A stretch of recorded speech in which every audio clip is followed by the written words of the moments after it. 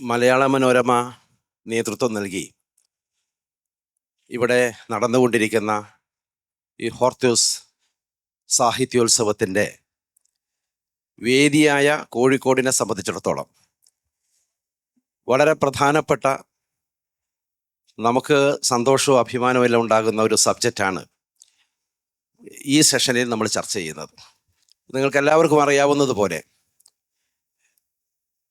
യുനെസ്കോയുടെ സാഹിത്യ നഗര പദവി നമ്മുടെ കോഴിക്കോടിന് ലഭിച്ചപ്പോൾ ഒരു വർഷം കഴിഞ്ഞു.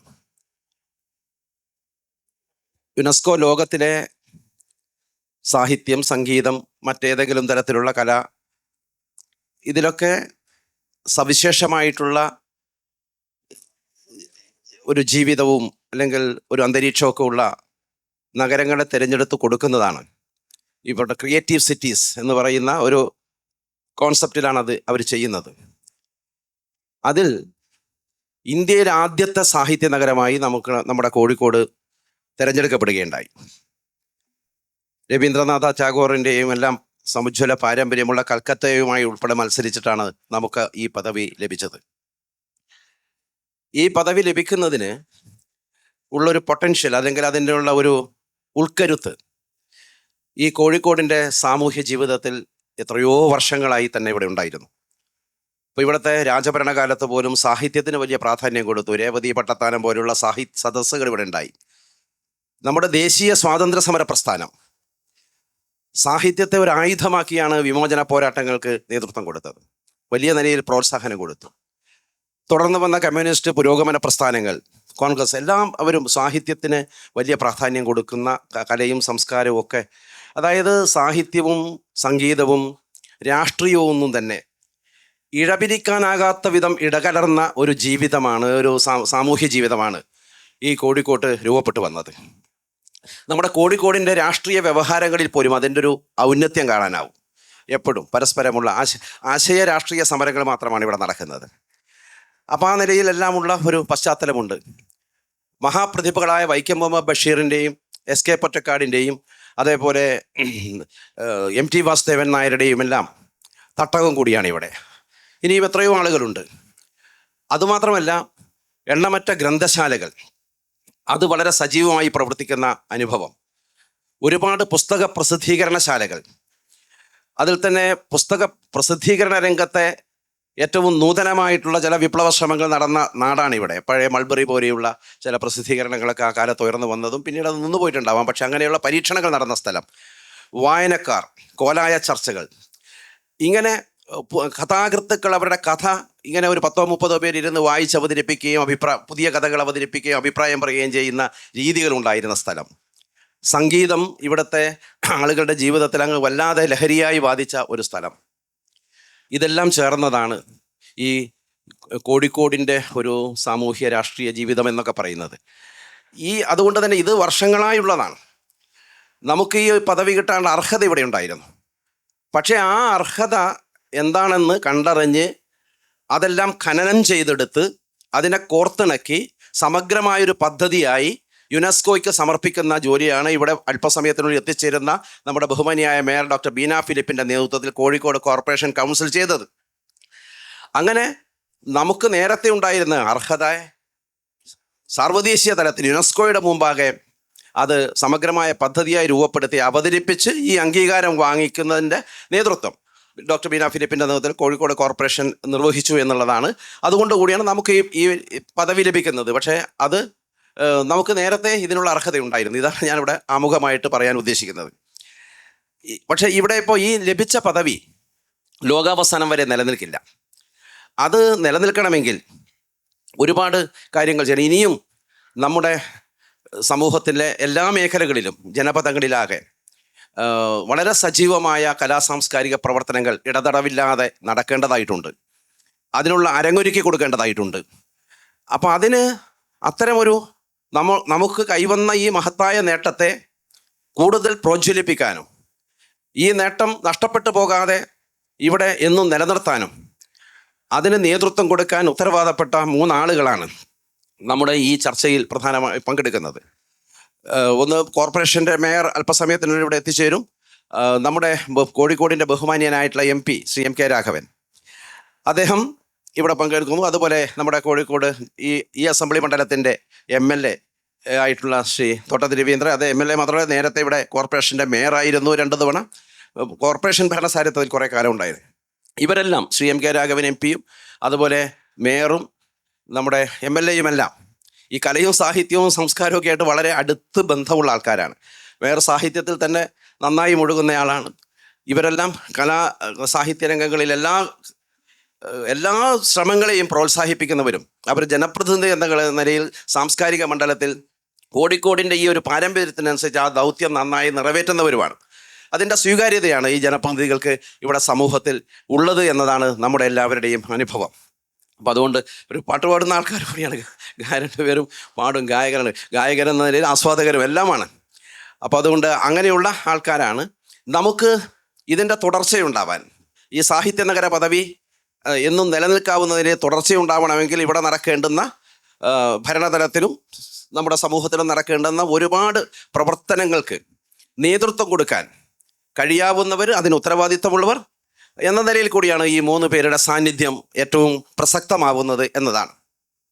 ഞാൻ ഉദ്ദേശിച്ചിരുന്നത് ഈ ഒരു കോർപ്പറേഷനാണ് ഈ ഒരു പദവിയിലേക്ക് നമ്മളെ കൊണ്ടുവന്നത് എന്നതുകൊണ്ട് തന്നെ മേയറോട് ആദ്യം ചോദ്യം ചോദിക്കണമെന്നായിരുന്നു ഉദ്ദേശിച്ചത്. പക്ഷേ മേയർ എത്തിച്ചേരുന്നേ ഉള്ളൂ, കുഴപ്പമില്ല, നമുക്ക് പിന്നീട് ഇതിനിടയിൽ സംസാരിക്കാൻ നിങ്ങൾക്കും പറയാനുണ്ടാവും. ഞാൻ ആദ്യത്തെ എൻ്റെ ആദ്യമായിട്ട് ശ്രീ M.K. രാഘവൻ MP അദ്ദേഹത്തോടാണ് ഞാൻ ചോദിക്കുന്നത്.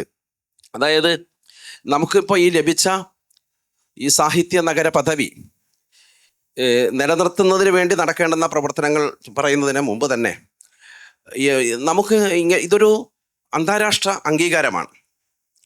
ഈ പദവിയുടെ സാധ്യതകൾ ഉപയോഗിച്ചുകൊണ്ട് നമുക്ക് സാർവദേശീയ തലത്തിൽ തന്നെ നമ്മുടെ സ്വീകാര്യത വർദ്ധിപ്പിക്കാനും ഇതുപോലുള്ള ക്രിയേറ്റീവ് സിറ്റീസ് പലയിടത്തും അവരുമായിട്ടുള്ള ഇൻട്രാക്ഷനുകൾ ഒക്കെ സാധ്യതമാക്കാനും അതുവഴി നമ്മുടെ കോഴിക്കോടിൻ്റെ സാമൂഹ്യ സാംസ്കാരിക രംഗത്തെ വികാസത്തിന് അരങ്ങൊരുക്കാനും എന്തൊക്കെ ചെയ്യാനാകും എന്ന കാര്യത്തിൽ അങ്ങയുടെ വിഷൻ, നമ്മുടെ MP-യുടെ വിഷൻ, ഞാൻ പറയുന്നു, അങ്ങേക്ക് പാർലമെൻറ്റിൽ അങ്ങ് പറയണം, അഭിമാനപൂർവ്വം പറയാവുന്നതാണ്, ഇന്ത്യയിലെ ഒരേ ഒരു സാഹിത്യ നഗരത്തിൽ നിന്ന് വരുന്ന MP-യാണ് എന്നുള്ളതാണ്.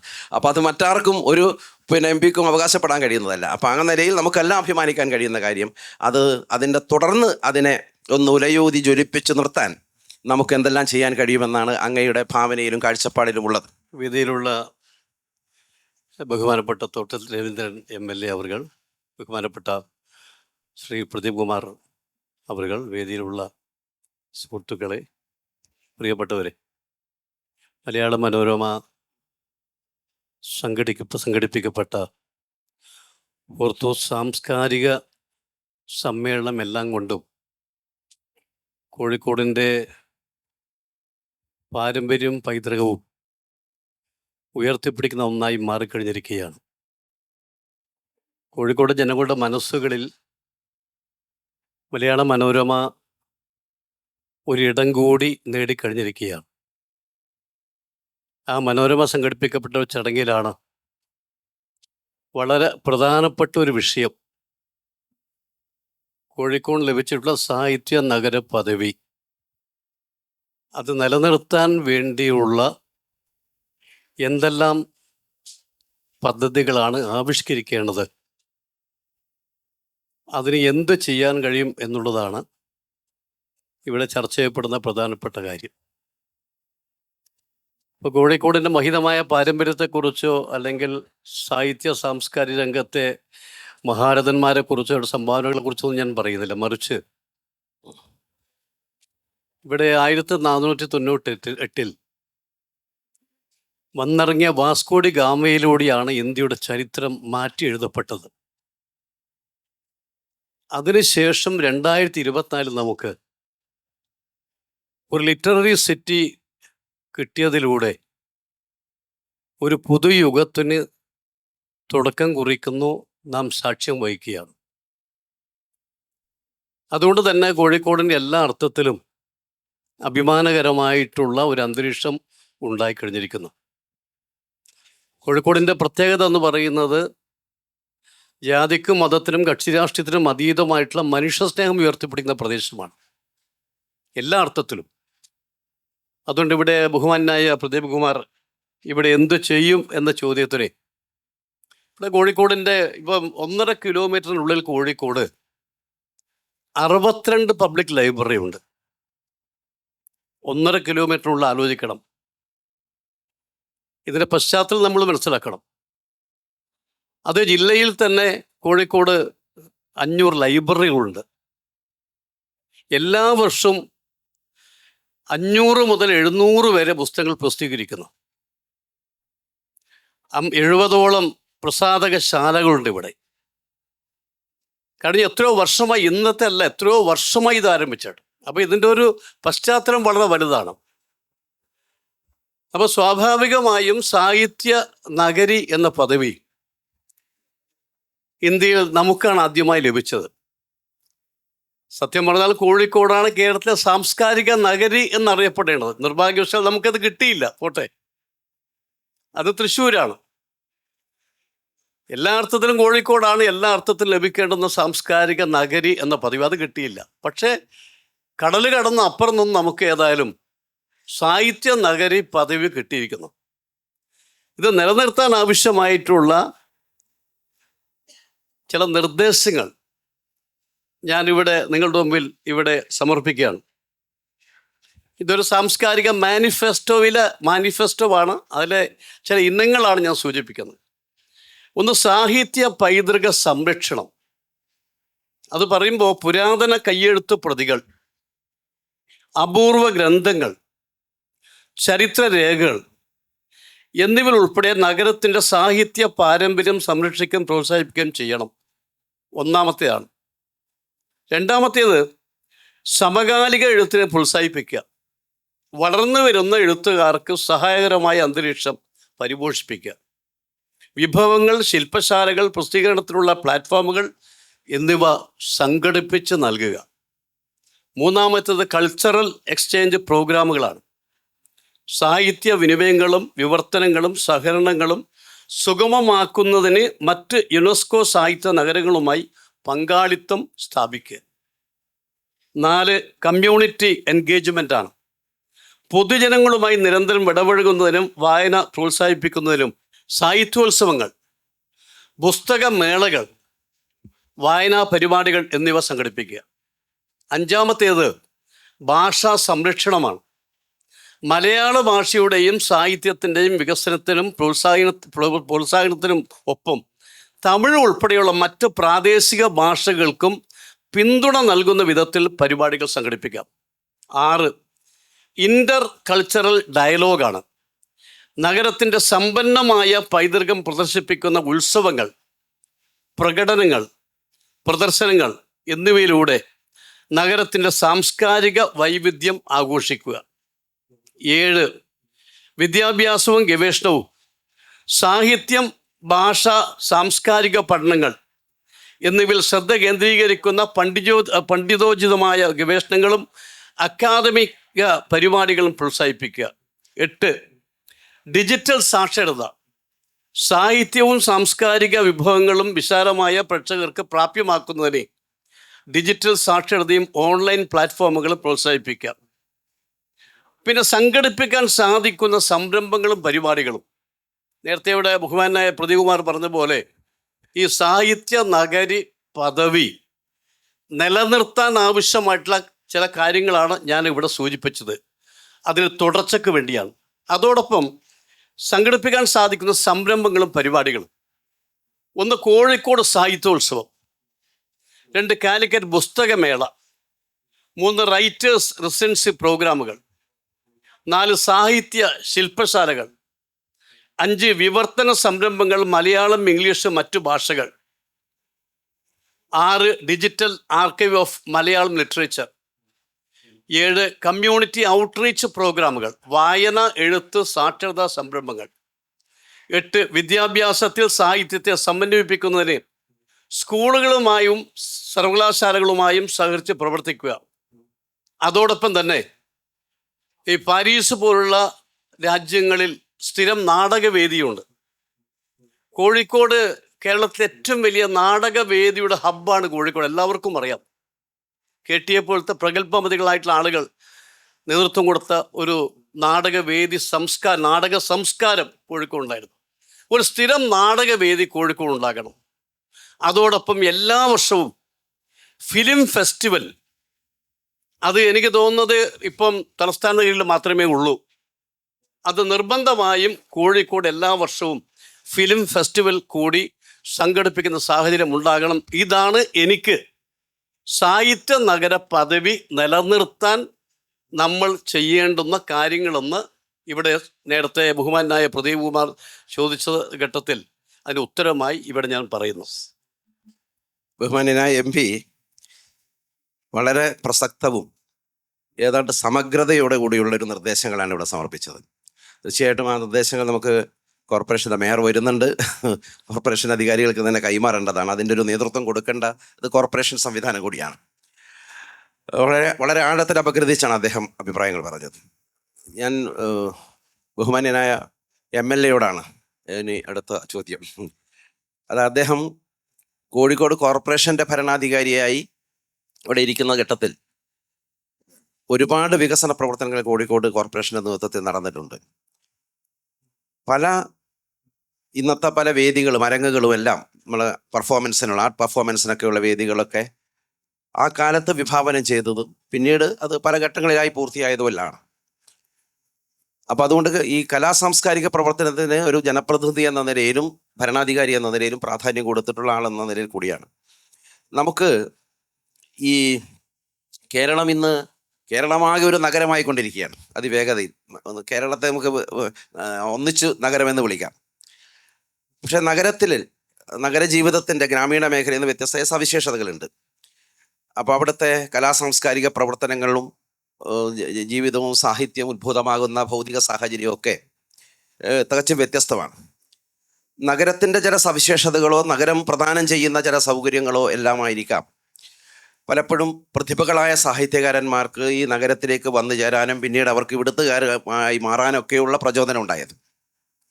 അപ്പം ദൈനംദിന ജീവിതത്തിൽ എൻ്റെ ചോദ്യം ഇതാണ്, ദൈനംദിന ജീവിതത്തിൽ കലയും സംസ്കാരവും സാഹിത്യവും സംഗീതവും അതുപോലെ മറ്റ് കലാരൂപങ്ങളും എല്ലാം പ്രോത്സാഹിപ്പിക്കുന്നതിന് ഇന്ന് നമ്മുടെ ഒരു നഗരജീവിതം അഭിമുഖീകരിക്കുന്ന അല്ലെങ്കിൽ പ്രധാനപ്പെട്ട വെല്ലുവിളികൾ അല്ലെങ്കിൽ പ്രശ്നങ്ങൾ എന്താണെന്നും നമ്മുടെ മുമ്പിൽ തുറന്നു വെക്കുന്ന സാധ്യതകൾ, നഗരജീവിതത്തിൽ പ്രശ്നങ്ങളുള്ളതുപോലെ തന്നെ വലിയ സാധ്യതകളുണ്ട്, ആ സാധ്യതകൾ എന്താണെന്നും ഇവിടുത്തെ ഒരുപാട് വർഷക്കാലത്തെ പൊതുപ്രവർത്തനാനുഭവമുള്ള സാംസ്കാരിക പ്രവർത്തനങ്ങൾക്ക് വലിയ ഊർജ്ജമായി നിന്ന ഒരു അനുഭവങ്ങളെല്ലാം ഉള്ള നമ്മുടെ MLA ശ്രീ തോട്ടത്തിൽ രവീന്ദ്രൻ, അദ്ദേഹത്തിൻ്റെ അഭിപ്രായമാണ് നമുക്കിനി കേൾക്കാനുള്ളത്. അങ്ങേക്ക് പറയാം.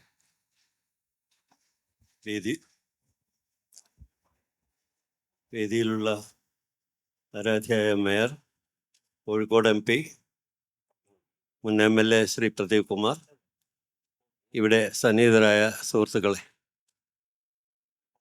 ശരിക്കും പറഞ്ഞാൽ മനോരമ ഇവിടെ സംഘടിപ്പിച്ചിട്ടുള്ള ഹോർത്തൂസ് ഒരു വലിയ വിജയമാണ്. നമുക്കിവിടെ നോക്കിയാൽ അറിയാം, നമുക്ക് വേദികൾ മുഴുവൻ നിറഞ്ഞു നിൽക്കുന്ന ഒരവസ്ഥ, ധാരാളം പേർ സന്ദർശിക്കാനും പങ്കുവെക്കാനും കഴിയുന്ന ഒരു വലിയ മഹാസംഭവമായിട്ട് മാറിക്കൊണ്ടിരിക്കുന്നു.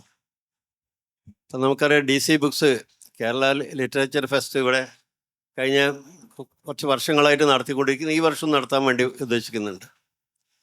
വലിയ നമുക്കൊക്കെ പ്രതീക്ഷിക്കുന്നതിനപ്പുറത്തുള്ള വലിയ ജനപങ്കാളിത്തം ഇവിടെ ഉണ്ടാവുന്നു എന്നുള്ളത് തന്നെ നമുക്ക് വലിയ സന്തോഷം പകരുന്നതാണ്. അപ്പം നമുക്ക് ഇവരൊക്കെ പറഞ്ഞതിനെ ഞാനൊരു ആവർത്തനം എന്നുള്ള നിലയ്ക്ക് പറയുന്നില്ല. പക്ഷെ നമുക്ക് ഒരു സാഹിത്യ പദവി ചെറുതല്ലല്ലോ, നമുക്കൊക്കെ അറിയാം. ഇതല്ല കോഴിക്കോടിന് എന്ത് കിട്ടുന്നു, കോഴിക്കോട്ടുകാർ എന്നുള്ള നിലയ്ക്ക് വലിയ അഭിമാനമുള്ള കാര്യം തന്നെയാണ്. അതിനെ എന്ത് വില കൊടുത്തും നിലനിർത്തുക എന്നുള്ളത് നമ്മുടെ കോഴിക്കോട്ടുകാരുടെ മൊത്തത്തിലുള്ള ഉത്തരവാദിത്തമാണ്. പലപ്പോഴും നമുക്ക് ഇല്ലാതെ പോകുന്നതും ചിലപ്പോൾ അതൊക്കെയാണ്. കാരണം പലപ്പോഴും നമുക്ക് അങ്ങനെ ഒരു തോന്നലുണ്ട്, അതൊന്നും ഇപ്പം എൻ്റെ ഉത്തരവാദിത്തം അല്ലേലോ എന്നുള്ള. ഭരണാധികാരികളെ നിശ്ചയിച്ചു കഴിഞ്ഞാൽ പിന്നൊക്കെ അവരാണല്ലോ ചെയ്യേണ്ടത് എന്നുള്ള ഒരുപാട് പ്രശ്നത്തിൽ തടസ്സങ്ങൾ സൃഷ്ടിക്കുന്ന നിരവധി അനുഭവങ്ങൾ ഇപ്പം ഞാൻ ഒരുപാട് കാലം ഇരുന്ന ഒരാൾ എന്നുള്ള നിലയ്ക്ക് ഒരുപാട് അനുഭവങ്ങൾ എന്നെ സംബന്ധിച്ചിടത്തോളം ആ കാര്യത്തിലുണ്ട്.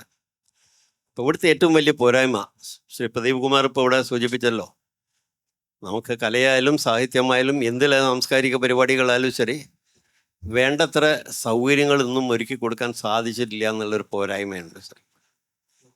നമുക്ക് ഏറ്റവും പ്രധാനപ്പെട്ട ഒന്ന് നമുക്ക് ടാഗോറാണ്. ആ ടാഗോർ ഇപ്പം എനിക്ക് തോന്നുന്നു ഒരു 4-5 മാസമായി അടച്ചിട്ടിട്ടല്ലേ. അപ്പോൾ പുതിയ ബിൽഡിംഗ് എടുക്കാൻ വേണ്ടിയിട്ടുള്ള നടപടികളുമായിട്ടാണ് കോർപ്പറേഷൻ മുന്നോട്ട് പോയിക്കൊണ്ടിരിക്കുന്നത്. അത് നമുക്കൊരു, കാരണം എന്തൊക്കെ പറഞ്ഞാൽ ശരി, കാരണം പകരം മാറ്റി വെക്കാൻ ഇല്ല എന്നുള്ളതാണ് അതിൻ്റെ പോരായ്മ. Town hall പടച്ചിട്ടിരിക്കുന്നു.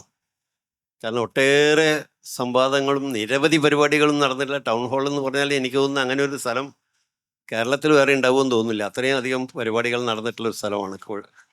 വളരെ ഒരു നോമിനൽ റെൻ്റ് ഈടാക്കിക്കൊണ്ട്, കാരണം ഇതിനെയൊക്കെ പ്രോത്സാഹിപ്പിക്കുക എന്നുള്ള ഒരു നയത്തിൻ്റെ ഭാഗമായിട്ട് തന്നെയാണ് യഥാർത്ഥത്തിൽ കോർപ്പറേഷൻ പണ്ട് കാലത്തെ ചെയ്തിരുന്ന ഒരു നടപടികളുടെ ഭാഗമായിട്ടാണ്.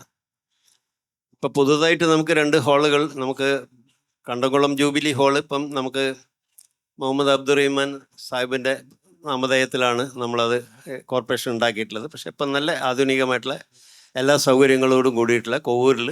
പക്ഷേ ഇനിയും നമുക്ക് ഒരുപാട് വേണം. കോവൂരിൽ കൃഷ്ണപിള്ള മന്ദിരവും നമുക്ക് ഉണ്ടാക്കാൻ വേണ്ടി സാധിച്ചു. അത് നല്ല അത്യാവശ്യം എല്ലാ സൗകര്യങ്ങളോടും കൂടിയ ഒന്നാണ്.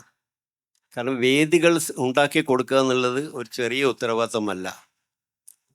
അതേപോലെ തന്നെ ഇപ്പം MP ഇവിടെ സൂചിപ്പിച്ചല്ലോ, നമ്മൾ വായനശാലകൾ ചെറുതും വലുതുമായിട്ടുള്ള എനിക്ക് തോന്നുന്നു ഏകദേശം ഒരു 500ഓളം വായനശാലകളെങ്കിലും നമ്മുടെ ഈ കോഴിക്കോട് നഗര പരിധിയിലുണ്ട്.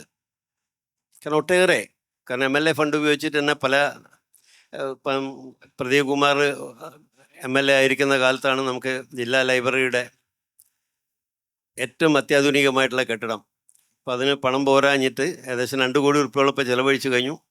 ഇപ്പം ഈ വർഷത്തതിൽ 50 ലക്ഷം ഉറുപ്പ്യയും കൂടെ അനുവദിച്ചു കൊടുത്തിരിക്കുകയാണ്. അത് തുറക്കണ്ടേ നമുക്ക്? കാരണം ഇങ്ങനെയുള്ള ഒട്ടേറെ പ്രവർത്തനങ്ങൾ, നിരവധി ലൈബ്രറികൾ ഇപ്പം നല്ല ആധുനിക രീതിയിലാക്കി ഒരുപാട് സൗകര്യങ്ങൾ ഏർപ്പെടുത്തി കൊടുത്തിട്ടുണ്ട് MLA ഫണ്ട് ഉപയോഗിച്ചുകൊണ്ട് തന്നെ. പ്രദീപ് കുമാർ ഇരുന്ന കാലത്തും ഞാനിരുന്ന കാലത്തും ഒക്കെ ഇപ്പം നമ്മൾ ചെയ്തുകൊണ്ടിരിക്കുന്നുണ്ട്. പക്ഷേ ഇതിലൊരു ചെറിയ പോരായ്മ എപ്പോഴും പഴയ കാലത്തെ മാതിരിയുള്ള ഒരു വായനയ്ക്കുള്ള ആളുകൾ എത്തുന്നുണ്ടോ എന്നുള്ളത് നമ്മൾ പരിശോധിക്കേണ്ടതാണ് ഇപ്പോഴത്തെ പുതിയ തലമുറയെ സംബന്ധിച്ചിടത്തോളം. പക്ഷെ എന്തൊക്കെ പറഞ്ഞാലും ശരി, ഇപ്പം സാഹിത്യത്തിൽ സാഹിത്യകാരന്മാരെന്ന് പറഞ്ഞാൽ ഏറ്റവും നമ്മൾ ലോക പ്രശസ്തരായിട്ടുള്ള പല ആളുകളും ഇരുന്നൊരു നഗരമാണ്. ഇതിൻ്റെ ഏറ്റവും വലിയൊരു പ്രത്യേകത ഞാൻ കണ്ടിട്ടുള്ളത്, ഇവരിൽ ഭൂരിഭാഗം ആളുകളും കോഴിക്കോട്ടുകാരല്ല, മേയറും കോഴിക്കോട്ടുകാരത്തെ അല്ല. പക്ഷെ ഇവിടെ വന്ന ആരും പിന്നീട് പോയിട്ടില്ല. കോഴിക്കോടിന് അങ്ങനെ ഒരു പ്രത്യേകതയുണ്ട്. ആതിഥ്യ മര്യാദ അങ്ങേയറ്റമുള്ള, കാരണം ആരെയും വിടുന്ന പ്രശ്നം ഉദിക്കുന്നില്ല. ഇവിടെ വന്നിട്ടുള്ള ആരെയും ഡോക്ടർമാരെ നോക്കും, നിങ്ങൾ ഏത് മേഖലയിലുള്ളവരായാലും ഇവിടെ കുറേ കാലം ജോലി ചെയ്താൽ പിന്നെ അവരിവിടെ തന്നെയാണ്. അതൊരു പ്രത്യേകത തന്നെയാണ്. അതിപ്പം നമ്മുടെ കാലത്ത് മാത്രമല്ല, സാമൂതിരി രാജാവിൻ്റെ കാലത്ത് പോലും നമുക്കറിയാം അറബികളെയൊക്കെ ഇവിടെ ആയിട്ട് വ്യാപാരം ഉണ്ടാക്കാൻ ഇടയായിട്ടുള്ളതും. ഇംഗ്ലീഷുകാർ തന്നെ പലതും കോഴിക്കോടിന് പ്രത്യേകമായിട്ടുള്ള, നമ്മൾ കനോലി കനാലൊക്കെ നമുക്കറിയാമല്ലോ, ഒട്ടേറെ സംഭാവനകൾ പല ആളുകളും അത് സമർപ്പിച്ചിട്ടുണ്ടെന്നുള്ളൊരു വസ്തുതയാണ്. അപ്പം ഇങ്ങനെയുള്ളൊരു നഗരത്തിൽ ഒരുപാട് പേര് നമുക്ക് വിട്ടുപിരിഞ്ഞു പോയി. ഏറ്റവും പ്രഗത്ഭരായിട്ടുള്ള SK പൊറ്റക്കാടായാലും ശരി, വൈക്കം മുഹമ്മദ് ബഷീറായാലും, തിക്കോടിയൻ, നമ്മളെ UA ഖാദർ, എത്ര പേരാണ്. പക്ഷേ ഞാനിപ്പോൾ കുറച്ച് കാലമായിട്ട് പല സ്കൂളുകളിലും പോയി നോക്കുമ്പോൾ നമ്മുടെ ചില കുട്ടികൾക്കൊക്കെ നല്ല താല്പര്യമുണ്ട് എഴുതാനും, അവർക്ക് കാര്യങ്ങൾ മനസ്സിലാക്കാനുള്ള നല്ല താല്പര്യമുള്ള കുട്ടികളുണ്ട്. അവരെ കണ്ടെത്തിക്കൊണ്ട് നമുക്ക്, കാരണം ഇതിനൊക്കെ എല്ലാവർക്കും ഒരു കാലമുണ്ടല്ലോ, അത് കഴിഞ്ഞാൽ നമ്മളാരും ഉണ്ടാവില്ലല്ലോ. സ്വാഭാവികം മാത്രമല്ല, ഇത് എല്ലാ കാലവും നിലനിൽക്കണ്ടേ. ഇത് നിലനിർത്താൻ എന്നുള്ളത് ഒരു ചെറിയ ഉത്തരവാദിത്തമല്ലേ. അത് മുന്നോട്ട് കൊണ്ടുപോകണമെങ്കിൽ നമുക്ക് വളരെ പ്രയാസമുണ്ട്. അപ്പോൾ അത് കൃത്യമായിട്ട് നമുക്ക് അവരെ കണ്ടെത്തിക്കൊണ്ട്, ചില കുട്ടികൾ നല്ല രീതിയിൽ എഴുതുന്ന കുട്ടികളുണ്ട്, ഞാൻ പലതിലും കണ്ടിട്ടുണ്ടാകാൻ. അപ്പോഴൊക്കെ നമുക്ക് ഭയമില്ല. അതുപോലെ തന്നെയാണ് സംഗീതം, ഏറ്റവും നല്ല ആസ്വാദകരുള്ളൊരു നഗരം നോക്കിയിട്ടുണ്ടായി. ഇതിലൊക്കെ ഏറ്റവും പ്രധാനം അതാണ്. ഇപ്പം ഞാൻ എത്ര മുന്തിയ പാട്ട് പാടിയിട്ടും കാര്യമില്ല, ആരും കേൾക്കാനില്ല, പിന്നെ അതിന് ഒരു പ്രയോജനവും ഇല്ലല്ലോ. ആളുകൾ വരുമ്പോഴാണല്ലോ. നമ്മളിവിടെ ഒരു സംഗീത പരിപാടി എന്ന് പറഞ്ഞാൽ നിങ്ങളൊന്ന് ആലോചിച്ച് നോക്ക്, ടൗൺ ലോണിൽ സാധാരണ ഉണ്ടാവുന്ന ഇവിടെയുള്ള പല മുഖങ്ങളും അവിടെ പല പരിപാടിക്കും വരുന്ന ആളുകളാണ്, നിറഞ്ഞ് കവിയാറാണ്. മറ്റൊരു പരിപാടിക്കും അങ്ങനെ ആളെ കിട്ടാറില്ല. അപ്പം അത്രയും താല്പര്യമുള്ളൊരിത്. ഞാനൊരു 10-12 വർഷമായിട്ട് കലയുടെ പ്രസിഡൻ്റാണ്. അപ്പം കല ഇതിന് ആർക്കും വന്ന് പാടാവുന്ന ഒരു വേദി ഞങ്ങൾ അവിടെ ഒരുക്കിയിട്ടുണ്ട്, എല്ലാ സൗകര്യങ്ങളോടും കൂടിയിട്ട്. കാരണം സാധാരണക്കാരായിട്ടുള്ള പല ആളുകളും ഉണ്ട് നല്ല പാട്ടുകൾ പാടുന്നത്. സത്യത്തിൽ പറഞ്ഞാൽ അവർക്ക് വേണ്ടത്ര സൗകര്യങ്ങൾ കിട്ടാതെ പോയത് കൊണ്ട് അവർ വലിയ ഗായകന്മാരായില്ല എന്ന് മാത്രമേ ഉള്ളൂ. നമുക്ക് വേണ്ടത്ര ഭൗതിക സൗകര്യങ്ങളും ഒക്കെ ഏർപ്പെടുത്തി കൊടുക്കാൻ കഴിഞ്ഞാൽ ഒരുപക്ഷെ ഒരു ഭാവിയിൽ ഒരു നല്ല പാട്ടുകാരൻ, നല്ല പാട്ടിൻ്റെ കൂട്ടുകാരെന്ന് പറഞ്ഞിട്ടൊക്കെ ഇവിടെ ഉണ്ട്. സാധാരണ പീടികകളിലൊക്കെ ജോലി ചെയ്യുന്ന സാധാരണ തൊഴിലാളികൾ എന്തൊരു ഭംഗിയായിട്ട്, ഞാൻ പലപ്പോഴും ഞാൻ ഒരുപാട് പരിപാടികൾ ഉദ്ഘാടനം ചെയ്തിട്ടുള്ള ഒരാളായി ഇതിൽ. അപ്പോഴൊക്കെ എനിക്ക് തോന്നിയിട്ടുള്ളത് അതാണ്. കാരണം വലിയ പൈസ കൊടുത്തുകൊണ്ടൊന്നും ഹോളുകൾ ബുക്ക് ചെയ്തുകൊണ്ട് അവർക്കൊന്നും പരിപാടി നടത്താൻ കഴിയില്ല. തീർത്തും സാധാരണക്കാരായിട്ടുള്ള ആളുകളാണ്. റാഫി ഫൗണ്ടേഷൻ തന്നെ ഇവിടെ എത്ര എണ്ണമാണ്? 4 or 5 ഉണ്ട്. മുഹമ്മദ് റാഫി മരിച്ചിട്ട് തന്നെ 44 കൊല്ലറ്റായി. എന്നിട്ടും ഇവിടെ അത് എന്തൊരു താല്പര്യത്തോടു കൂടിയാണ് നമ്മളതിനെ കാണുന്നത്. ഇപ്പോൾ റാഫി ഫൗണ്ടേഷൻ അദ്ദേഹത്തിൻ്റെ സ്മാരകമായിട്ട് ഇവിടെ ഒരു ഇത് ഉണ്ടാക്കുന്നുണ്ട്, ചെറിയ ഹോൾ ഉണ്ടാക്കുന്നുണ്ട്. കാരണം അത്രയും വലിയ താല്പര്യമുള്ള, കാരണം എല്ലാ മേഖലകളിലും സംസ്കാരത്തിലായാലും ശരി, നമ്മളിതൊക്കെ ഇതിൻ്റെ ഭാഗമായിട്ടാണല്ലോ നമ്മൾ വരുന്നത്. അപ്പം അതിനാവശ്യമായ ഭൗതിക സൗകര്യങ്ങൾ കൂടുതൽ നമുക്ക് ഒരുക്കി കൊടുക്കാൻ കഴിയണം. സത്യത്തിൽ പറഞ്ഞാൽ നമ്മുടെ പ്രദീപ് കുമാറിൻ്റെ ഒരു ഭാവനയിലൂടെ സൃഷ്ടിക്കപ്പെട്ടിട്ടുള്ള ഒന്നാണ് ഈ ഇങ്ങനെയൊന്നും ഇല്ലെങ്കിൽ ഇപ്പം നമ്മൾ എവിടെ ഇരിക്കുമായിരുന്നു? ഒന്ന് ആലോചിച്ച് നോക്കുക നിങ്ങൾ. അപ്പം അതിന് സൗകര്യം ശരിക്കും നമ്മുടെ ഒരു നഗരത്തിൻ്റെ ഒരു വലിയ പോരായ്മ, MP കൂടെ സഹകരിച്ചാൽ ചിലപ്പം നടക്കും. നമുക്കൊരു നല്ല കൺവെൻഷൻ സെൻറ്റർ ശരിക്കും ഇവിടെ ഇല്ല എന്നുള്ളത് ഞങ്ങൾ മുമ്പേ വിഭാവനം ചെയ്തിരുന്നതാണ്. പക്ഷേ നമുക്കത് സാധിക്കാതെ പല കാരണങ്ങളാൽ. പിന്നെ വേറൊന്ന്, സ്ഥലത്തിൻ്റെ വില ഇപ്പോൾ വല്ലാത്ത പ്രശ്നം തന്നെയാണ്. ഇത്രയും വലിയൊരു പൈസ മുടക്കിക്കൊണ്ട് ഒരു എന്തെങ്കിലും സ്ഥാപിക്കുക എന്നുള്ളത് ചെറിയ കാര്യമല്ല. കാരണം സാമ്പത്തിക പ്രയാസം എല്ലാവർക്കും അറിയാലോ. എന്തായാലും ശരി, ഞങ്ങൾ പരമാവധി ഗവൺമെൻറ്റിൽ ഇതിൻ്റെ സമ്മർദ്ദം ചെലുത്തിക്കൊണ്ട്, മുഖ്യമന്ത്രിക്ക് ഈ കാര്യങ്ങളൊക്കെ അറിയാം, അദ്ദേഹമാണ് ഈ പരിപാടി ഉദ്ഘാടനം ചെയ്തിട്ടുള്ളത്. ഇവർക്കൊക്കെ വളർന്നു വരാനുള്ള ഒരു സാഹചര്യവും സൗകര്യവും ഉണ്ടാക്കി കൊടുക്കാൻ തീർച്ചയായിട്ടും എൻ്റെ ഭാഗത്തുനിന്ന് പൂർണ്ണമായിട്ടുള്ള സഹകരണമുണ്ടാവും. ഞാൻ ഇതിൽ എന്ത് കാര്യത്തിലായാലും ശരി ഞാൻ കാര്യത്തിൽ സഹകരിക്കുമെന്ന് ഉറപ്പ് നൽകും. യെസ്, നമ്മുടെ സാഹിത്യ നഗരത്തിന് ഇനിയും ഉണ്ടാകേണ്ട അടിസ്ഥാന സൗകര്യ വികസനങ്ങളെ സംബന്ധിച്ചുള്ള തൻ്റെ കാഴ്ചപ്പാടുകൾ പങ്കുവെച്ചുകൊണ്ടാണ്, ചെയ്ത കാര്യങ്ങളെക്കുറിച്ച് മാത്രമല്ല ഇനിയും ചെയ്യേണ്ട കാര്യങ്ങളെ സംബന്ധിച്ചുള്ള അദ്ദേഹത്തിൻ്റെ കാഴ്ചപ്പാടും ഭാവനയും പങ്കുവെച്ചുകൊണ്ടാണ് നമ്മുടെ MLA സംസാരിച്ചത്. മോഹനയുടെ മേയറാണ് നമ്മൾ ആദ്യം ഈ ഡിസ്കഷൻ ഓപ്പൺ ചെയ്യേണ്ടിയിരുന്നത്. അപ്പോൾ എങ്കിലും MP സംസാരിച്ചത് പൂർണ്ണമായിട്ട് കേട്ടിട്ടില്ല. ഇത് മുഴുവൻ കേട്ടു. MP വളരെ ഗംഭീരമായിട്ട് കാര്യങ്ങൾ പറഞ്ഞില്ല. ഇതിപ്പം പൂർണ്ണമായി കേട്ടു. നേരത്തെ ആ രേഖ അങ്ങോട്ട് തരാൻ പറഞ്ഞു. അപ്പോൾ ഇതിൽ നമുക്ക് അഭിമാനിക്കാവുന്ന ഈ ഒരു പദവി, യുനെസ്കോയുടെ സാഹിത്യ നഗര പദവി, അത് ഇന്ത്യയിൽ ആദ്യമായിട്ടൊരു നഗരത്തിന് കിട്ടുക. പിന്നെ ഗോളിയോറിന് സിറ്റി ഓഫ് മ്യൂസിക് എന്ന് പറഞ്ഞത് ലഭിച്ചിട്ടുണ്ട്. അപ്പം ഞാൻ നേരത്തെ ആമുഖമായി പറഞ്ഞു, ഇവിടെ ഇതിനുള്ള അർഹത ഇവിടുത്തെ സാമൂഹ്യ ജീവിതത്തിൽ അന്തർലീനമായി ഉണ്ടായിരുന്നു. പക്ഷെ അത് കണ്ടെത്തി അതിൻ്റെ സവിശേഷതകളെ ഖനനം ചെയ്തെടുത്ത് കോർത്തിണക്കി ഒരു സമഗ്ര പദ്ധതി തയ്യാറാക്കി സമർപ്പിച്ചു. അത് കോർപ്പറേഷൻ മേയറുടെ നേതൃത്വത്തിൽ ചെയ്യുന്നു. യഥാർത്ഥത്തിൽ ഈ പദവി ലഭിക്കുന്നതിനുള്ള ധൈഷണിക നേതൃത്വം ആയി പ്രവർത്തിച്ചത് നമ്മുടെ കോഴിക്കോടിൻ്റെ നമ്മുടെ എല്ലാം പ്രിയപ്പെട്ട മേയറായിട്ടുള്ള ഡോക്ടർ ബീന ഫിലിപ്പാണ്. അപ്പോൾ എനിക്ക് അവരുടെ സംഭാഷണം കേൾക്കുന്നതിന് സ്വാഭാവികമായിട്ടും നമുക്ക് എല്ലാവർക്കും കൂടുതൽ കൗതുകമുണ്ട്. ഇവിടെ MP-യും MLA ഒക്കെ പറഞ്ഞ പോലെ തന്നെ ഒരു 3 വർഷം കഴിഞ്ഞാൽ ഈ മഹാപദവി കിട്ടിയെന്ന് പറഞ്ഞ് നമ്മൾ വെറുതെ ഇരുന്ന് കഴിഞ്ഞാൽ ഈ പദവി നഷ്ടപ്പെടും. അത് നമുക്ക് വലിയ അപമാനമാവും. അപ്പം അത് നഷ്ടപ്പെടാതിരിക്കാൻ നമ്മുടെ ഈ കോഴിക്കോടിൻ്റെ സാംസ്കാരിക ഭൂമികയാകെ, ഇവിടുത്തെ ജനപദങ്ങളിലാകെ കലാസാഹിത്യ സാംസ്കാരിക പ്രവർത്തനങ്ങൾ കൊണ്ട് സമൃദ്ധമാകേണ്ടതുണ്ട്. അതിൻ്റെ ഒരു വലിയ ഊർജം ഇവിടെ പ്രവഹിക്കേണ്ടതുണ്ട്.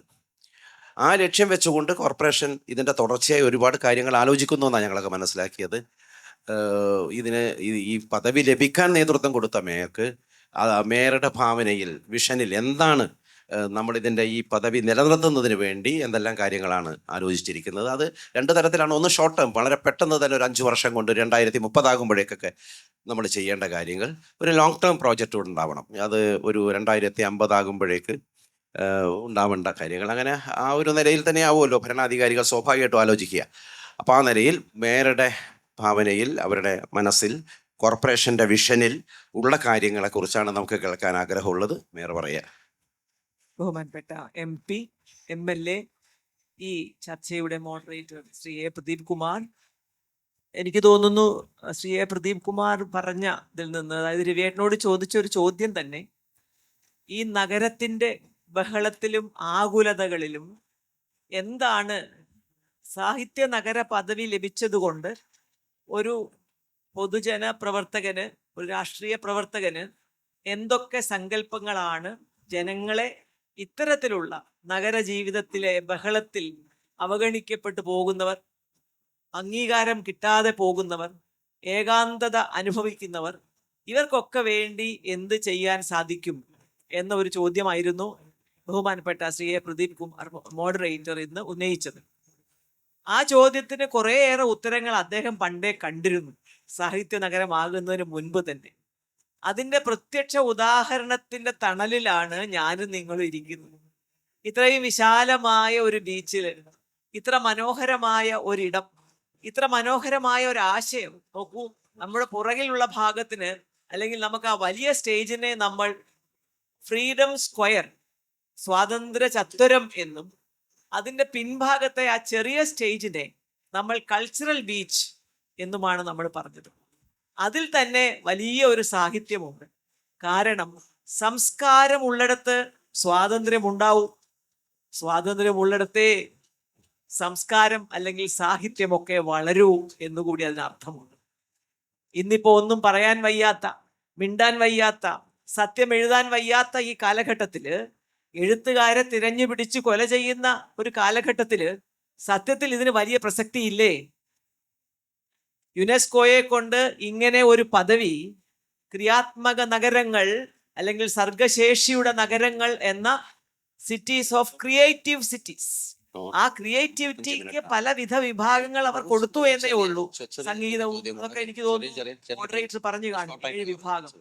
അതിൽ ഏറ്റവും ഉയരത്തിലുള്ളതാണ് സാഹിത്യം. ഉയർന്ന ചിന്ത, ഹൈ തിങ്കിങ് ഓർഡർ ഉള്ളതാണ് സാഹിത്യം. അതാണ് നമ്മൾ കോഴിക്കോടിന് കിട്ടിയത്. നമ്മുടെ കോഴിക്കോട്ടുകാർക്ക് ജന്മനാ കിട്ടിയ ഒരു സംഭവമാണ് വാസ്തവത്തിൽ ഇത്തരത്തില് സാഹിത്യത്തോടുള്ള ഒരു അഭിവാഞ്ഛയും ഒരു അഭിരുചിയും. അതിൻ്റെ തണലിലാണ് സംഗീതവും അതുപോലെ നൃത്തവും അതുപോലെ നാടകവും സിനിമയും ഒക്കെ വന്നു ഭവിക്കുന്നത്.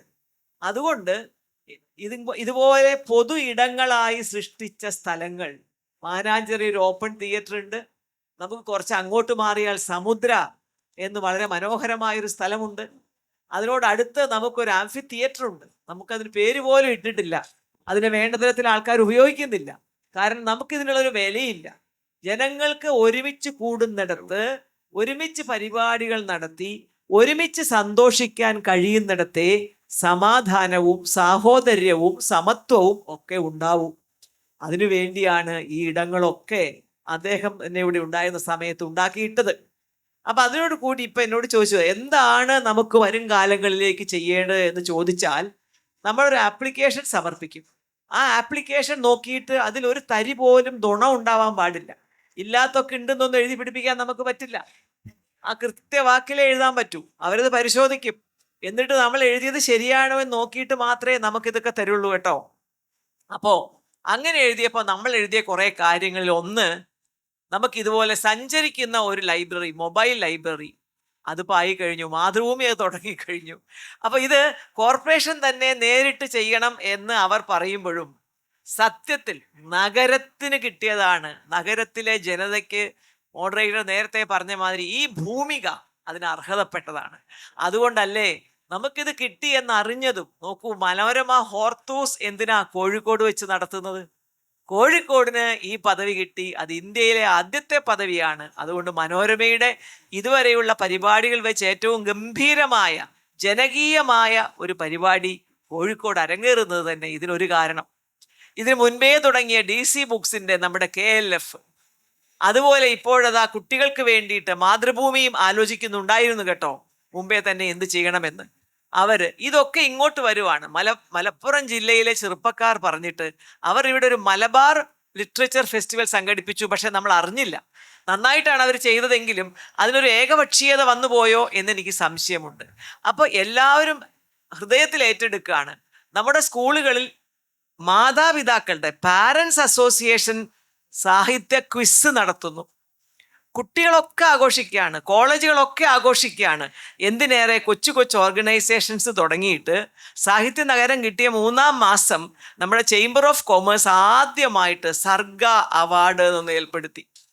അതായത് സാഹിത്യത്തിനുള്ള സർഗാത്മകതയ്ക്കുള്ള അവാർഡ് ചേംബർ ഓഫ് കൊമേഴ്സ് ആണ് ആദ്യം ഏർപ്പെടുത്തുന്നത്.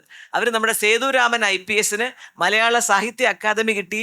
അതിനുശേഷം അവർ ഈ അവാർഡ് അദ്ദേഹത്തിന് സമ്മാനിക്കുകയും MN കാരശ്ശേരി മാഷ് വന്ന് അദ്ദേഹത്തിൻ്റെ സാഹിത്യത്തിൽ ക്ലാസ് എടുക്കുകയപ്പോൾ അവർ പറയാ, ഞങ്ങൾക്ക് ഇങ്ങനെ അനുഭവം ഉണ്ടായിട്ടേ ഇല്ല. അപ്പോൾ ആ സാഹിത്യം എന്താണ് എന്ന് അനുഭവിച്ചറിയുന്നവർക്ക് സാഹിത്യത്തോട് കൂടുതൽ അഭിനിവേശം ഉണ്ടാക്കാൻ പോലും സഹായിച്ചു ഈ സാഹിത്യ നഗര പദവി. അതുകൊണ്ട് ഇനി എന്ത് വേണമെന്ന് ഞാൻ ആലോചിക്കുമ്പോൾ ഒരു റെസിഡൻസി പ്രോഗ്രാം എന്ന് വെച്ചാൽ പുറത്തുള്ള സാഹിത്യകാരന്മാർക്ക് ഇവിടെ വന്ന് നമ്മുടെ ഭാഷയൊക്കെ പഠിച്ച് നമ്മുടെ സംസ്കാരം പഠിച്ച് ഇവിടെ വെച്ച് നമ്മുടെ പുസ്തകങ്ങൾ അവരുടെ ഭാഷയിലേക്ക് തർജ്ജമ ചെയ്യാനും അവരുടെ തർജ്ജമകൾ നമ്മുടെ ഭാഷയിലേക്ക് തർജ്ജമ ചെയ്യാൻ, അല്ലെങ്കിൽ അവർ ഇംഗ്ലീഷിലേക്ക് തർജ്ജമ ചെയ്തത് ഇവിടെ കൊണ്ടുവന്നിട്ട് അവരുടെ കൂടി സഹായത്തോടു കൂടി നമ്മുടെ തർജ്ജമ ചെയ്യുന്ന ആൾക്കാരെ കൂടി ഇരുത്തിക്കൊണ്ട് അത് നമ്മുടെ ഭാഷയിലേക്ക് തർജ്ജമ ചെയ്യാൻ, അത് വലിയൊരു മെച്ചമാണ്. നമ്മുടെ കുട്ടികൾക്ക് എഴുത്തുകാർക്ക് ചെറിയൊരു വരുമാനം കിട്ടും. നമ്മുടെ കോളേജ് സ്റ്റുഡൻസിന് അത് വലിയൊരു ഓപ്പണിംഗ് ആയിരിക്കും. ആ ഒരു പ്രോഗ്രാമിന് കോഴിക്കോട് കോർപ്പറേഷൻ മുൻകൈ എടുത്തേ പറ്റൂ. നമ്മൾ തൽക്കാലം അതിനു വേണ്ടി കണ്ടുവച്ചിരിക്കുന്ന സ്ഥലം നമ്മുടെ ആനക്കുളം സാംസ്കാരിക കേന്ദ്രമാണ്. അതൊന്നുകൂടി ഈ ഒരു ആവശ്യത്തിന് വേണ്ടി ചെറിയ ചില മാറ്റങ്ങൾ കൂടി വരുത്തേണ്ടതുണ്ട്. അവിടെ താമസിക്കാൻ സൗകര്യമുണ്ട്, ഇഷ്ടംപോലെ സ്ഥലമുണ്ട്, ധാരാളം കൊച്ചു കൊച്ചു എന്താ പറയുക വേദികളുണ്ട്, പുസ്തകങ്ങൾ അവിടെ ചെറിയ പൈസയ്ക്ക് പ്രകാശനം ചെയ്യാനായി സാധിക്കും. അങ്ങനെ സാധാരണക്കാർക്കും അല്ലാത്തവർക്കും ഒക്കെ അവിടെ വരാൻ സാധിക്കും. ഇപ്പം കോലായ കൾച്ചർ വീണ്ടെടുക്കുക, ഞാൻ പറഞ്ഞല്ലോ നഷ്ടപ്പെട്ടു പോയത് തിരിച്ചു പിടിക്കണമെന്ന്. അന്വേഷിച്ചപ്പോൾ എന്താണെന്നറിയോ, ഈ കോലായ കൾച്ചർ കോഴിക്കോട് നഗരത്തിൽ പല സ്ഥലത്തും നടക്കുന്നുണ്ട്. പ്രദീപ്, നമ്മുടെ ദേവഗിരി കോളേജിൽ നിന്ന് സാറെന്ന് പറയായിരുന്നു എൻ്റെ അടുത്ത്, എൻ്റെ വീട്ടിലാണ് എല്ലാവരും ചേരുക. കാരണം സാറ് കല്യാണമൊന്നും കഴിക്കാത്തതുകൊണ്ട് സാറിൻ്റെ വീട്ടിൽ ഇഷ്ടം പോലെ സ്ഥലവും പുസ്തകമൊക്കെ ഉണ്ട്, ആരും പരാതി പറയാനില്ല. അവിടെ ഒരു കോലായ കൾച്ചർ നമ്മൾ അറിയാതെ നടന്നു പോകുന്നുണ്ട്. അപ്പോൾ നമ്മൾ ആനക്കുളം സാംസ്കാരിക കേന്ദ്രത്തിൻ്റെ താഴെ ആ കുളത്തിൻ്റെ ചുറ്റും കസേരയൊക്കെ ഇട്ട് വർത്തമാനം പറയാനുള്ളൊരു സ്ഥലം. നമുക്ക് സങ്കടം വന്നത് റെയിൽവേ ആ വഴി കൊട്ടി അടച്ചപ്പോൾ മോഡൽ സ്കൂളിൻ്റെ അതിലേ പോകാനുള്ള വഴിയും ഇതിലേ പോകാനുള്ള വഴിയും നമുക്ക് നഷ്ടപ്പെട്ടു എന്നുള്ളതാണ്. എന്നാലും അവിടെ അത് ഉയർത്തി. രണ്ടാമത് ടാഗോർ സെൻറ്ററി ഹാളിനെ കുറിച്ച് രവിയേട്ടൻ പറഞ്ഞില്ലേ, ആ ടാഗോർ സെൻറ്ററി ഹാള് ഇനി സെൻറ്റർ ഓഫ് കൾച്ചർ അതായിട്ട് ഉയരുമ്പോൾ ഈ സാഹിത്യ നഗരത്തെ സ്വപ്നം കണ്ടുകൊണ്ട് നമ്മളെല്ലാവരും ചേർന്ന്, പ്രത്യേകിച്ച് ശ്രീ പ്രദീപ് കുമാറിൻ്റെ കൂടെ നേതൃത്വത്തിൽ അതിനു വേണ്ടിയ വലിയ കൺവെൻഷൻ സെൻറ്ററുകൾ, അതുപോലെ ചെറിയ ചെറിയ മുറികൾ, മൾട്ടിപ്ലെക്സ്, അതിനോടൊപ്പം ഈ സാഹിത്യ നഗരവുമായി ബന്ധപ്പെട്ട ധാരാളം കാര്യങ്ങൾക്കായിട്ടുള്ള സ്ഥലമൊക്കെ പോയിന്റ് ഔട്ട് ചെയ്തിട്ടുണ്ട്. അതുകൂടി ശരിയാകുമ്പോഴേക്കും കോഴിക്കോട് വരുന്ന ഏതൊരാൾക്കും വലിയ സന്തോഷമാവും. അതിനോടൊപ്പം പറയേണ്ടത്, നമ്മൾ വിചാരിക്കും SK പൊറ്റക്കാട്ടിൻ്റെ ആ സാംസ്കാരിക കേന്ദ്രത്തിന് ഒരു വിലയൊന്നുമില്ല, പക്ഷെ പുറംനാട്ട് നിന്ന് ഇവിടെ വന്ന ആൾക്കാർ അത്ഭുതപ്പെട്ടു പോവാണ്. SK പൊറ്റക്കാടിൻ്റെ ചന്ദ്രകാന്തം വീട് നേരെ ഓപ്പോസിറ്റ്, അതിൻ്റെ ഇപ്പുറത്തൊരു പാർക്കിൽ ഇത്ര മനോഹരമായ ലൈബ്രറി, എത്ര മുറികൾ. അവർ അന്തം മുട്ടിപ്പോയി. അവർ പറയുന്നത്, നിങ്ങൾക്കിതൊക്കെ ടൂറിസ്റ്റുകളെ അട്രാക്ട് ചെയ്തുകൊണ്ട് പൈസ ഉണ്ടാക്കിക്കൂടെ എന്ന്. നമുക്ക് അങ്ങനൊരു മോഹമില്ല. കോഴിക്കോടൊക്കെ അങ്ങനൊരു മോഹം ഉണ്ടായിരുന്നെങ്കിൽ നമ്മൾ വല്ല വ്യാപാരി വ്യവസായിയുടെയോ അല്ലെങ്കിൽ വല്ല രാഷ്ട്രീയ ആൾക്കാരുടെ മാത്രം പ്രതിമയൊക്കെ വെച്ചേനെ. കോഴിക്കോട്ടെ പിന്നെ കോർപ്പറേഷൻ ആരുടെ പ്രതിമകളാണ് വെച്ചത്? കോഴിക്കോട് മുഴുവനും ആലോചിച്ച് നോക്ക്. SKയുടെ. പിന്നെ ബഷീറിന് അതാ അവിടെ വലുതൊന്ന് അദ്ദേഹത്തിൻ്റെ നാട്ടിൽ തയ്യാറാവുകയാണ്. നിങ്ങൾക്ക് പോകുമ്പോൾ കാണാം, BC റോഡ് കൂടി 2 വലിയ എടുപ്പ് അവിടെ നിൽക്കുന്നുണ്ട്. അതൊരു ലിറ്ററേച്ചർ സർക്യൂട്ട് നമ്മൾ ആരംഭിക്കാൻ പോവുക, തുഞ്ചൻ പറമ്പ് വരെ. ഇനി നഗരത്തിൽ നമുക്കൊരു ലിറ്ററേച്ചർ സർക്യൂട്ട് ആരംഭിക്കണം. ഒരു കലാകാരൻ്റെ വീട്ടിൽ നിന്ന് അടുത്ത കലാകാരൻ്റെ വീട്ടിലേക്ക് ഇങ്ങനെ ഒരു മാപ്പ് ഇവിടെ വരുന്നവർക്ക് കൊടുത്ത് എല്ലാ ഓട്ടോറിക്ഷ ഡ്രൈവർമാരുടെ കയ്യിലും കൊടുത്തിട്ട് അവർക്ക് എന്ത് ചെയ്യാൻ പറ്റും? ഏത് കലാകാരൻ്റെ വീട്ടിലും അവരവിടുന്ന് പോയാലും ഇവിടെ ആയിരുന്നു താമസിച്ചത്, എഴുതിയത് എന്നൊക്കെ പറഞ്ഞുകൊണ്ട് ഇപ്പൊ ബഷീറിന്റെ എഴുത്തുമുറി നമ്മൾ അങ്ങനെ വെച്ചിട്ടുണ്ട്. അതുപോലെ നമുക്ക് വെക്കാനായിട്ട് സാധിക്കും. അങ്ങനെ എണ്ണിയാൽ ഒടുങ്ങാത്ത പരിപാടികൾ. ബ്ലൂ പ്ലാക്ക് അവരുടെ വീടിന്റെ മുമ്പിൽ മാതൃഭൂമി ഏറ്റെടുത്തിട്ടുണ്ട്. അത് അവരെല്ലാ സാഹിത്യകാരന്മാരുടെയും വീടിന്റെ മുൻപിൽ ഒരു ചെറിയ ബ്ലൂ പ്ലാക്ക് വെക്കും. എന്ന് വെച്ചാൽ അവരുടെ പേര്, അവരിപ്പോഴും ജീവിച്ചിരിക്കും, ചെറിയൊരു കുറിപ്പ് അതിൻ്റെ അടിയിൽ. അപ്പൊ ഇതിനെയൊക്കെ ബന്ധിപ്പിക്കുന്നതായിരിക്കും മിക്കവാറും എന്ത്, കോഴിക്കോട് നഗരത്തിനകത്തുള്ള ലിറ്റററി സർക്യൂട്ട്. ഇങ്ങനെ ഇവിടെ വരുന്ന ഓരോരുത്തർക്കും നമ്മുടെ വടകരയിൽ നിന്ന് ഇങ്ങോട്ട് വന്നാലും നിരക്കേടില്ല, തിക്കോടിയിൽ നിന്ന് ഇങ്ങോട്ട് വന്നാലും നിരക്കേടില്ല, ആർക്കും ഇവിടെയൊക്കെ പോവാനും കാണാനും സാധിക്കും. ഇതുകൊണ്ട് എന്താണെന്ന് നിങ്ങൾ ചോദിച്ചില്ലേ, ഞാൻ നേരത്തെ പറഞ്ഞതുപോലെ ഇത്തരത്തിലുള്ള ഒരു സങ്കല്പം വന്നത് തന്നെ നഗരങ്ങൾ വലുതാകുമ്പോൾ സാംസ്കാരിക അപജയം സംഭവിക്കും. ആ ചോദ്യമാണ് മോഡറേറ്റർ രവിയേട്ടനോട് ആദ്യം ചോദിച്ചത്. ആ സാംസ്കാരിക അപജയത്തിനെ ആ രീതിയിൽ വിടാതെ അവരെ സമത്വത്തിൻ്റെയും സ്വാതന്ത്ര്യത്തിൻ്റെയും ഇൻക്ലൂസീവ്നെസ്, എല്ലാവരെയും ചേർത്ത് പിടിക്കുന്ന, ഈ എല്ലാവരെയും എന്ന് വെച്ചാൽ അതിൽ അവശരായ എല്ലാ വിഭാഗങ്ങളുമുണ്ട്. വയ്യാത്ത അംഗങ്ങൾക്കോ തലച്ചോറിനോ കുറച്ച് പ്രശ്നങ്ങളുണ്ട്, മറ്റു വിധത്തിൽ അബിലിറ്റി, നമ്മൾ ഡിഫറൻ്റ്ലി ഏബിൾഡ് എന്നൊക്കെ പറയും, വിശേഷ കഴിവുകളുള്ള കുട്ടികളുണ്ട്, നമ്മുടെ ട്രാൻസ്ജെൻഡേഴ്സ് എന്ന വിഭാഗത്തിൽ പെടുന്നവരുണ്ട്, വൃദ്ധന്മാരുണ്ട്, മാറാ രോഗികളുണ്ട്, കൊച്ചു മക്കളുണ്ട്. ഇവരെല്ലാവരെയും ചേർത്തുള്ള ഒരു സമത്വ ഭാവനയുള്ള ഒന്നായി നമ്മുടെ നഗരങ്ങൾ മാറണം. അത് വലിയൊരു ആവശ്യമായി ഇതിൻ്റെ. അങ്ങനെ നമുക്ക് പണ്ടുണ്ടായിരുന്ന, നമുക്ക് നഷ്ടപ്പെട്ടു പോയ, എല്ലാവരോടും സഹാനുഭൂതി ഉണ്ടായിരുന്ന ഒരു സംസ്കാരത്തെ നമുക്ക് തിരിച്ചു പിടിക്കണം. ഇതാണ് ഇതിൻ്റെ ഏറ്റവും വലിയ ലക്ഷ്യം. അപ്പൊ അതിനകത്ത് ഏറ്റവും മുന്തിയതാണ് സാഹിത്യം. അതാണ് നമുക്ക് കിട്ടിയത്. എനിക്ക് എൻ്റെ ഏറ്റവും വലിയ മനസ്സിൽ എനിക്ക് ഏറ്റവും അധികം അഭിമാനം എൻ്റെ ജനങ്ങളെക്കുറിച്ച് തോന്നിയത്, എൻ്റെ ഈ കോഴിക്കോട് പ്രദേശത്തെക്കുറിച്ച് തോന്നിയത്, കോഴിക്കോട് കോർപ്പറേഷൻ മുന്നിട്ടിറങ്ങും മുമ്പേ ഇതിനെല്ലാറ്റിനും മുന്നിട്ടിറങ്ങുന്ന എല്ലാ മനുഷ്യരും, എല്ലാ കോളേജുകൾ, സ്കൂളുകൾ, സ്ഥാപനങ്ങൾ, ഓർഗനൈസേഷൻസ്, ഈവൻ സർക്കാർ ഇതുപോലും, അവിടെ പോലും എന്ത് വരുന്നു, ഇങ്ങനെയുള്ള കാര്യങ്ങൾ നമ്മൾ പറയും മുമ്പേ തുടങ്ങിക്കഴിഞ്ഞു ആൾക്കാർ എന്നുള്ളതാണ്. അതുതന്നെയാണ് വേണ്ടതും, അതുതന്നെയാണ് ശാശ്വതം. പക്ഷേ 4 കൊല്ലം കഴിയുമ്പോൾ നമ്മൾ പറഞ്ഞതിൽ ഏതൊക്കെ കാര്യങ്ങൾ ശരിയായി എന്നവർ അന്വേഷിക്കുമ്പോൾ സത്യത്തിൽ കോഴിക്കോട് ഇങ്ങനെ പോവുകയാണെങ്കിൽ, ഒരു പ്രസിദ്ധീകരണം കോർപ്പറേഷൻ തുടങ്ങി, നഗരവിശേഷം എന്നൊരു പ്രസിദ്ധീകരണം, അത് നമ്മൾ പറഞ്ഞൊരു കാര്യമായിരുന്നു. ബാക്കി നമ്മൾ പറഞ്ഞതിൽ ഇനി ബാക്കിയുള്ള ഒരേ ഒരു കാര്യം, ഈ ലിറ്റററി സർക്യൂട്ട് പൂർത്തിയാക്കുക. അതിപ്പോൾ മാതൃഭൂമി ഏറ്റെടുത്തുകൊണ്ട് നഗരത്തിൽ അത് നടക്കും. 2031 ആവുമ്പോഴേക്കും ബഷീറിൻ്റെ ലിറ്ററേച്ചർ സർക്യൂട്ട് ഇങ്ങനെ പോയിട്ട് തുഞ്ചൻപറമ്പ് വരെ എത്തുന്ന രീതിയിൽ 1ാം ഘട്ട പണി അവസാനിച്ചു കഴിഞ്ഞു. ഈ 2ാം ഘട്ടം പണിയിലേക്ക് നടക്കുകയാണ്. അപ്പോൾ ഇതൊക്കെ തന്നെ നമ്മുടെ ഏറ്റവും വലിയ പ്രത്യേകതയാണ്. ഇന്ന് ഇവിടെ ഉള്ളതും ഇപ്പം ആ പാർക്കുകളും ഇതുമൊക്കെ. മറ്റൊരു കാര്യം പ്രത്യേകം ആലോചിക്കേണ്ടത്, ഇതുമായി ബന്ധപ്പെട്ട് കുറേ പണം ചെലവഴിക്കാനല്ല അവർ പറയുന്നത് കേട്ടോ. ഏറ്റവും കുറഞ്ഞ രീതിയിൽ കൂടുതൽ ജനപങ്കാളിത്തത്തോടെ നടപ്പിലാക്കുക. അപ്പോൾ നമുക്കിനി വായനാക്കൂട്ടങ്ങൾ ഇപ്പം തന്നെ ഉണ്ട് നമ്മുടെ സരോവരത്ത്. അതും എനിക്ക് തോന്നുന്നു മാതൃഭൂമിയുടെ ഒരു പുസ്തക വിചാരം അല്ലേ, അത് നടത്തുന്നുണ്ട് അവര്. അങ്ങനെ ഇപ്പൊ അറിയുന്നത് ഇതേ ഉള്ളൂ എങ്കിലും അറിയാത്തത് എത്രയോ സ്ഥലങ്ങളിൽ തുടങ്ങിക്കഴിഞ്ഞു. വായനാ മൂലകള് സ്കൂളുകളില്, കോളേജുകളില്, പൊതുവിടങ്ങളില്, പല യൂത്ത് മൂവ്മെന്റും, ഏത് രാഷ്ട്രീയ പാർട്ടിയുടെയും യൂത്ത് മൂവ്മെന്റ് പോലും ഇതിലേക്ക് വന്നു കഴിഞ്ഞു. ഇന്നലെ ഇവിടെ നടന്ന ഹോർത്തൂസിലെ പരിപാടിയിൽ തിരക്ക് കാരണം ആ പുസ്തകം വിൽക്കുന്ന ഇടം അവർക്ക് അടച്ചു പൂട്ടേണ്ടി വന്നു. അവരിനി കുറച്ചും കൂടി പ്ലാൻ ചെയ്യാണ് എങ്ങനെയാണെന്ന്. കുട്ടികൾക്ക് വേണ്ടി, ഞങ്ങൾക്ക് വേണ്ടി മാത്രം ഒരു ബുക്ക് ഫെസ്റ്റിവൽ നടത്തുമോ എന്ന് നമ്മുടെ കുട്ടി കൗൺസിൽ ചോദിച്ചു. അതും മിക്കവാറും ഈ ഡിസംബറോട് കൂടി നടക്കും.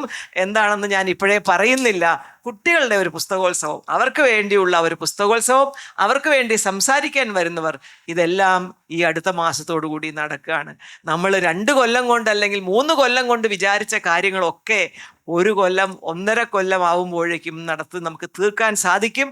ഇത് തുടർന്ന് പോവുക എന്നതാണ് ഏറ്റവും പ്രധാനം. അതുപോലെ ഇതിൻ്റെ രുചി അറിഞ്ഞവർക്ക് പിന്നെ ഇതിൽ നിന്ന് മാറി നിൽക്കാൻ കഴിയില്ല. അങ്ങനെ മറ്റു ലഹരിയിലേക്ക് പോകുന്ന പുതിയ തലമുറയെ നമുക്ക് വായനാ ലഹരിയുടെയും സാഹിത്യ ലഹരിയുടെയും സംഗീത ലഹരിയുടെയും ഒക്കെ ലോകത്തേക്ക് പിടിച്ചു കൊണ്ടുവന്ന് ആ രീതിയിൽ അവരുടെ എല്ലാ സർഗാത്മകതയും പുറത്തെടുത്ത് സമാധാനത്തോടെയും സന്തോഷത്തോടെയും ജീവിക്കാൻ ഒരു നല്ല നഗരമായി നമ്മുടെ കോഴിക്കോട് മാറും എന്ന് തന്നെയാണ് ഈ ഒരു അവാർഡ് കിട്ടുമ്പോൾ എൻ്റെ പ്രതീക്ഷ. അതിനുള്ള എല്ലാ ലക്ഷണങ്ങളും വിചാരിച്ചതിലപ്പുറത്തേക്ക് ഇപ്പോൾ നടക്കുന്നുണ്ട്. ഇത് ഇനിയും തുടർന്നു പോകും എന്ന് തന്നെയാണ് പ്രതീക്ഷ.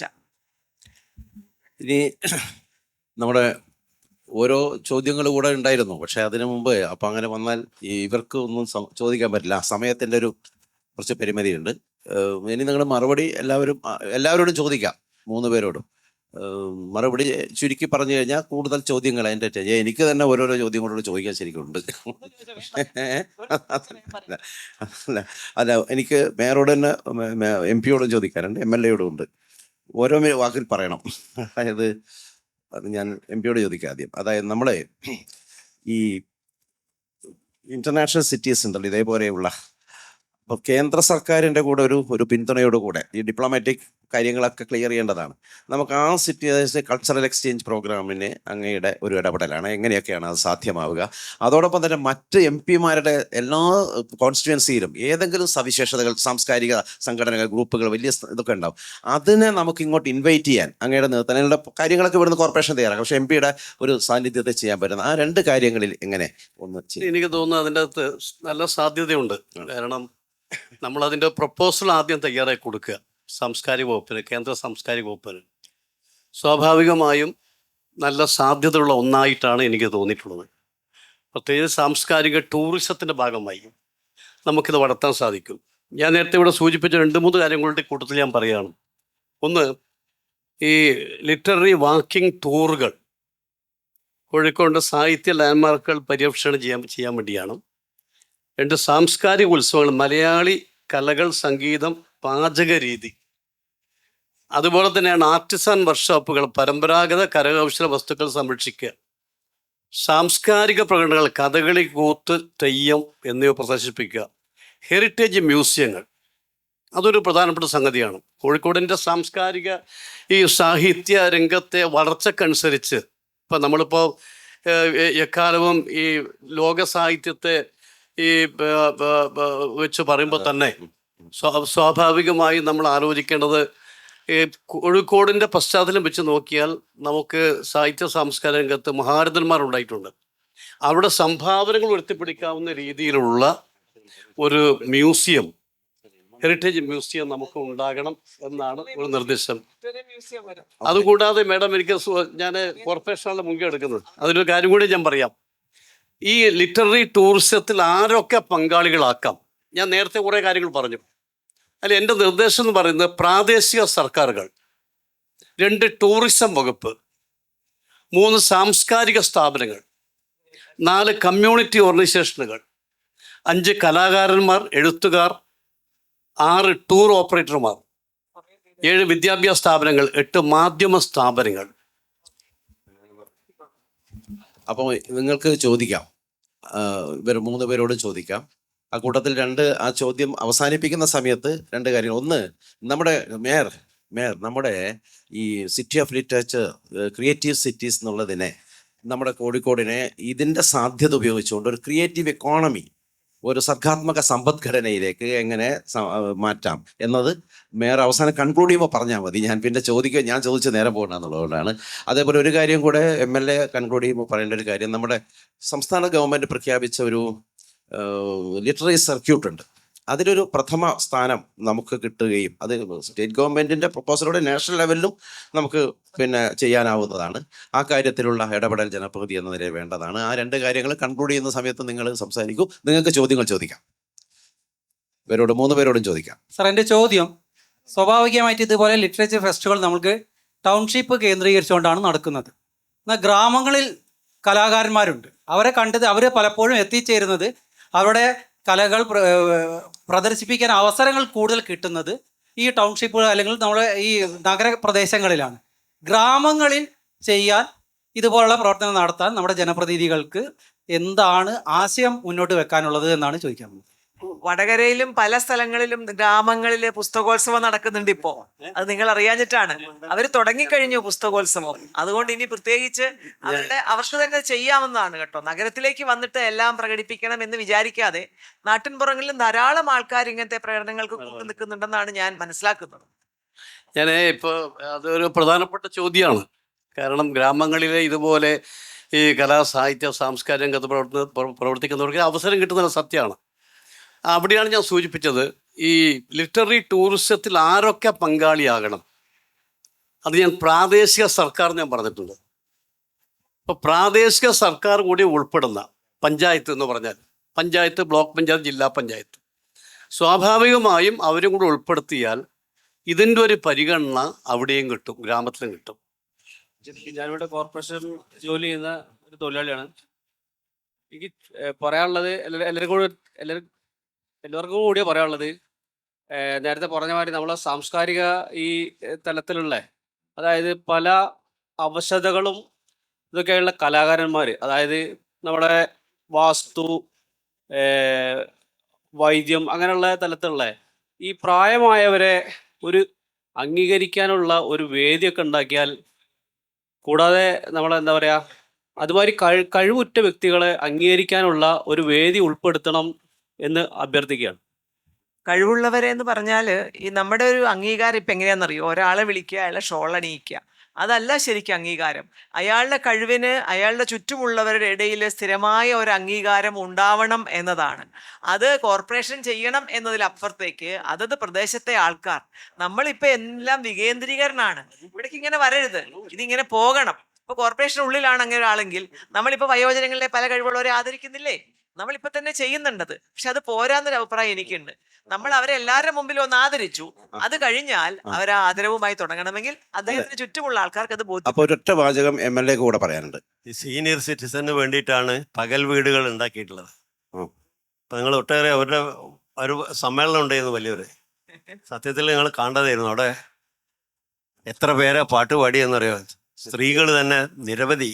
ഡാൻസോ കാരണം ഒരുപാട് അവസരങ്ങൾ അതിലൂടെ ഉണ്ടാക്കി കൊടുക്കുന്നു എന്നുള്ളൊരു വസ്തുതയാണ്. സുഖമായിട്ട് ജീവിക്കാനുള്ള എല്ലാ സൗകര്യങ്ങളും അതിലൂടെ നൽകുന്നു എന്നുള്ളതാണ് പ്രത്യേകതയാണ്. നമ്മളിവിടെ അവസാനിപ്പിക്കുകയാണ് സമയം. അതായത് ഈ സാഹിത്യോത്സവത്തിൻ്റെ പ്രത്യേകത എന്ന് വെച്ചാൽ സമയം കൃത്യസമയത്ത് ആരംഭിക്കും, കൃത്യമായി അവസാനിപ്പിക്കുക എന്നുള്ള. 1 മണിക്കൂർ 55 മിനിറ്റാണ് നമുക്ക് തന്നത്. അപ്പോൾ അതിൻ്റെ ഒരു പരിമിതി ഉണ്ടായിട്ടുണ്ട്. എല്ലാവരുടെ ചോദ്യങ്ങൾ ഇപ്പോൾ പറ്റില്ല, ഇനിയും സെഷനുകൾ ഉണ്ടല്ലോ പലതരത്തിൽ. അപ്പോൾ എന്തായാലും വളരെ ഇങ്ങനെ ഒരു സാഹിത്യ നഗരത്തിൻ്റെ ഒരു അതിൻ്റെ ആ പദവി ലഭ്യതയുടെ സംയുക്തികമായൊരു തുടർച്ചയ്ക്ക് സഹായകരമാകുന്ന അർത്ഥപൂർണമായിട്ടുള്ള ആശയവിനിമയം സാധ്യമാക്കാൻ ഹോർത്തൂസിൻ്റെ മലയാള മനോരമ ഓർഗനൈസ് ചെയ്ത ഹോർത്തൂസിൻ്റെ ഈ വേദിയിലൂടെ നമുക്ക് കഴിഞ്ഞിട്ടുണ്ട്. ഇതിൻ്റെ തുടർച്ചയുണ്ട്. ഇവരുടെ നിർദ്ദേശങ്ങളെല്ലാം നമ്മൾ തുടർന്ന് പരിഗണിക്കേണ്ടതാണ്. എന്തായാലും ഇതിന് അരങ്ങൊരുക്കിയ ഹോർത്തൂസിന്, അതിൻ്റെ സംഘാടകർക്ക് പ്രത്യേകമായിട്ടുള്ള ഞങ്ങൾക്ക് കോഴിക്കോടിൻ്റെ നന്ദി വളരെയധികം ഉണ്ട്. ഇതിൻ്റെ ഭാഗമായിട്ട് ഇവിടെ ചെയ്യുന്നു. കേരള ലിറ്ററേച്ചർ ഫെസ്റ്റിവൽ KLF ആയിരുന്നു ഇതുവരെ നമ്മുടെ ഏറ്റവും വലിയൊരു സാഹിത്യോത്സവമായിട്ട് ഇവിടെ നിന്നിരുന്നത്. അത് വരാനിരിക്കുകയാണ്. അപ്പോൾ അതിന് ഹോർത്തൂസ് കൂടെ വന്നതോടെ ഇതെല്ലാം നമ്മുടെ സാഹിത്യ പദവി നിലനിർത്താനുള്ള വളരെ മൂല്യവത്തായിട്ടുള്ള ഉത്സവങ്ങളാണ് ഇതെല്ലാം തന്നെ, ചെറുതും വലുതുമായത്. അതിലിപ്പോൾ KLF-ഉം അതേപോലെ തന്നെ ഈ ഹോർത്തൂസും എല്ലാം നമ്മുടെ മുമ്പാകെ വന്നിരിക്കുകയാണ്. മറ്റു കലാ സാംസ്കാരിക പരിപാടികളും. എല്ലാവർക്കും നന്ദി.